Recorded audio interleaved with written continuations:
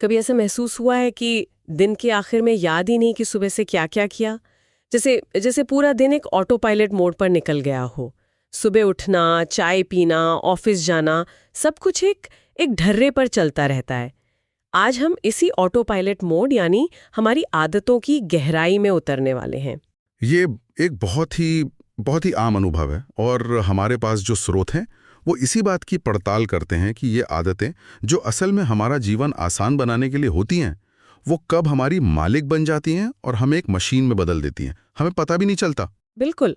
तो आज हमारा मकसद सिर्फ अच्छी या बुरी आदतों की एक लिस्ट बनाना नहीं है, बल्कि ये समझना है कि हम अपनी आदतों के गुलाम कैसे बनते हैं और और क्या इससे आज़ाद होने का कोई रास्ता है?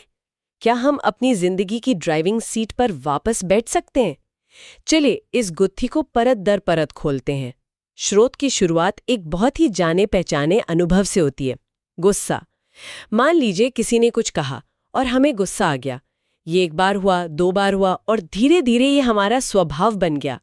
अब तो हालत ये है कि भीतर चिंगारी हमेशा सुलगती रहती है। किसी को बस हल्की सी फूंक मारने की देर होती है और आग भड़क उठती है। और यहीं पर एक शब्द आता है जिसका जिक्र इन स्रोतों में बार बार है, संस्कार। जितना हम एक ही तरह से व्यवहार करते जाते हैं उतना ही ये संस्कार गहरा होता जाता है और इंसान यंत्रवत यानी एक मशीन जैसा हो जाता है। एक मिनट, आपने संस्कार शब्द का इस्तेमाल किया है। आमतौर पर तो हम इसे पारिवारिक मूल्यों या अच्छी सीख से जोड़ते हैं। यहाँ स्रोतों में इसका क्या मतलब है?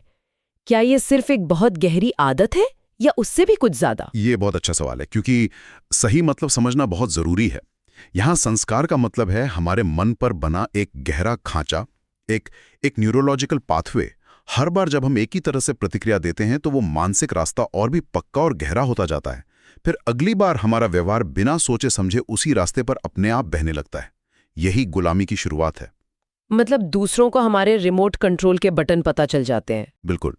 किसी को पता है कि थोड़ी सी तारीफ कर दो तो आप खुश हो जाएंगे, किसी को पता है कि एक खास ताना मार दो तो आप भड़क उठेंगे। तो सवाल ये उठता है, क्या हम इंसान हैं या बटनों से चलने वाली मशीन? मनुष्य होने का असली गौरव तो इसी में है कि कोई आपके बटन दबाता रहे, लेकिन आप ये तय करें कि आपको प्रतिक्रिया देनी है या नहीं। आप कहें कि नहीं, रिमोट कंट्रोल मेरे हाथ में है। ये बटन दबने वाली बात बहुत दिलचस्प है। इसका मतलब तो ये हुआ कि हम जो कर रहे हैं वो हम नहीं कर रहे हैं, बल्कि हमसे करवाया जा रहा है।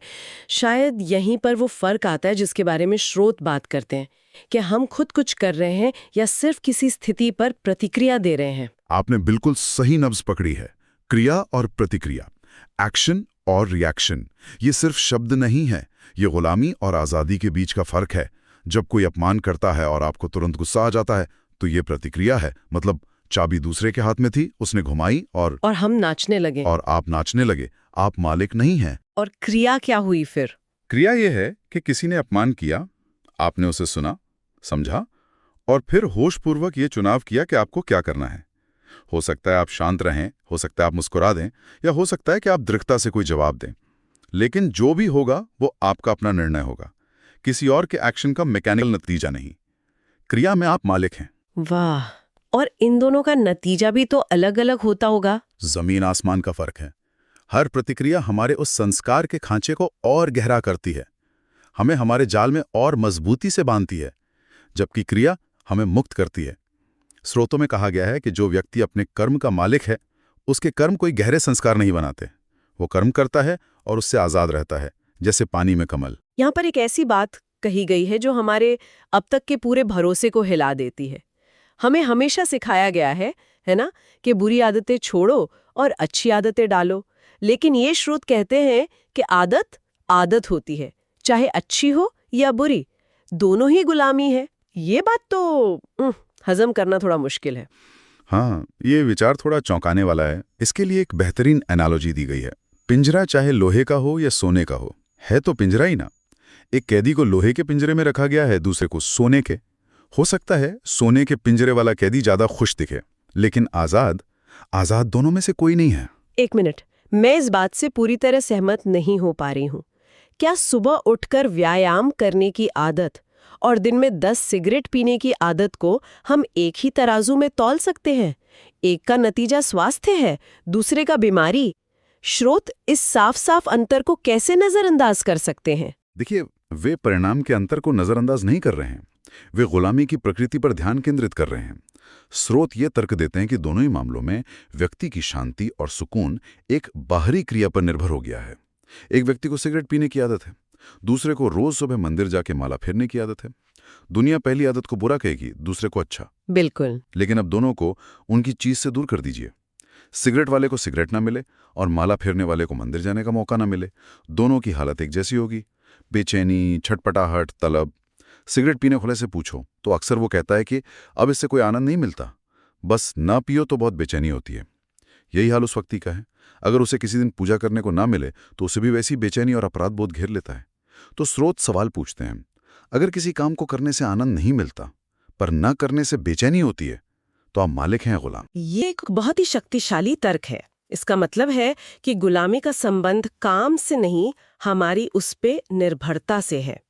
और ये निर्भरता कितनी महंगी पड़ सकती है, इसका एक बहुत ही जबरदस्त किस्सा इन स्रोतों में दिया गया है।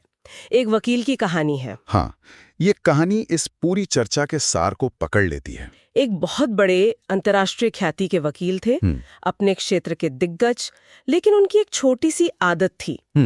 जब भी वो अदालत में बहस के दौरान किसी मुश्किल सवाल पर अटक जाते तो अनजाने में अपने कोट का एक खास बटन घुमाने लगते थे। ये उनके लिए एक तरह का एंकर था। और यहीं पर खेल बदल जाता है।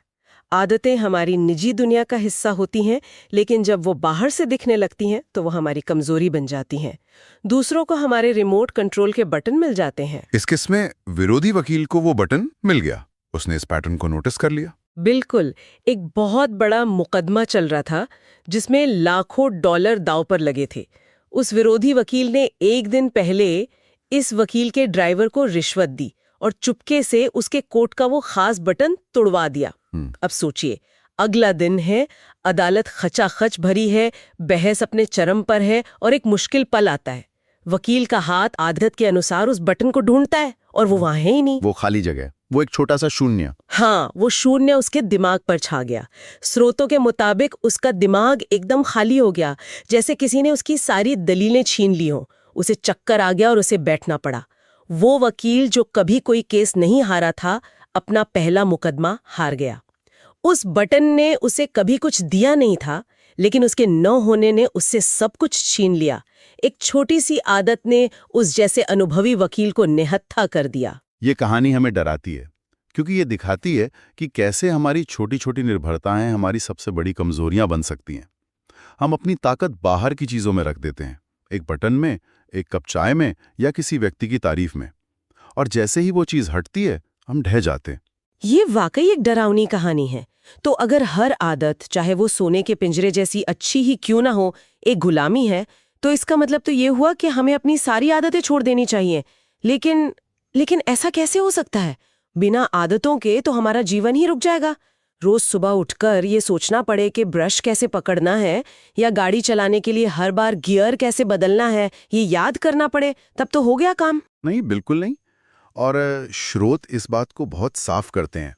आदतें अपने आप में दुश्मन नहीं हैं, वे जीवन को सुचारू रूप से चलाने के लिए बहुत जरूरी साधन है। जब आप कार चलाना सीखते हैं तो शुरू में हर चीज पर ध्यान देना पड़ता है, लेकिन एक बार आदत बन जाए तो ये प्रक्रिया ऑटोमेटिक हो जाती है और आपका दिमाग जरूरी चीजों जैसे सड़क पर ध्यान देने के लिए आजाद हो जाता है। आदतें ऊर्जा बचाती हैं। तो फिर समस्या कहाँ है? समस्या मालिक और गुलाम के रिश्ते में है। यहाँ एक और सरल उदाहरण है। आदतें एक गाड़ी की तरह हैं। अगर आप ड्राइवर की सीट पर बैठकर होशपूर्वक गाड़ी चला रहे हैं तो वो एक बेहतरीन साधन है जो आपको मंजिल तक पहुंचाएगी। आप उसके मालिक हैं। लेकिन अगर आप ड्राइवर सीट से उठकर पिछली सीट पर सो जाएं और गाड़ी को अपने आप चलने दें तो अब आप उसके गुलाम हैं और तब दुर्घटना होना तय है।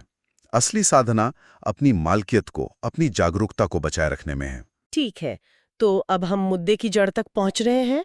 आदतें रखनी है पर उनका गुलाम नहीं बनना है। हमें ड्राइवर की सीट पर बैठे रहना है। लेकिन ये करे कैसे? इस मालिकियत या स्वामित्व को हासिल करने का रास्ता क्या है? इसका समाधान एक शब्द में दिया गया है, होश या जागरूकता।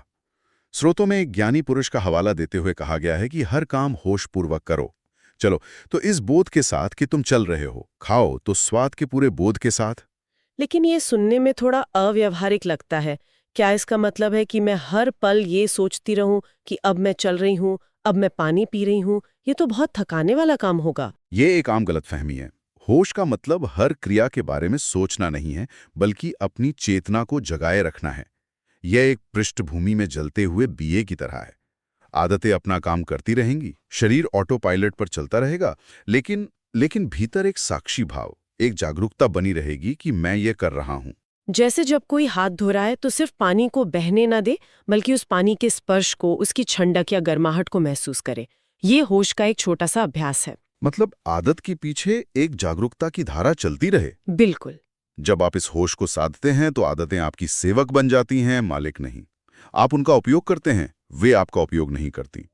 और असली मालिक की पहचान क्या है? स्रोतों के अनुसार असली मालिक वो है जिसमें इतनी क्षमता हो कि वो किसी भी आदत को, चाहे वो कितनी ही पुरानी क्यों ना हो, इसी क्षण छोड़ सके, बिना एक पल सोचे। ये असली स्वतंत्रता है। ता एक ही है, हर पल, हर काम में अपने होश को, अपनी जागरूकता को जगाए रखना। और यहीं से एक बहुत बड़ा सवाल उठता है। अगर हमारी छोटी छोटी व्यक्तिगत आदतें हमें इस तरह कैद कर सकती हैं, तो हम अनजाने में और किन बड़ी सामाजिक या सांस्कृतिक आदतों का हिस्सा हैं?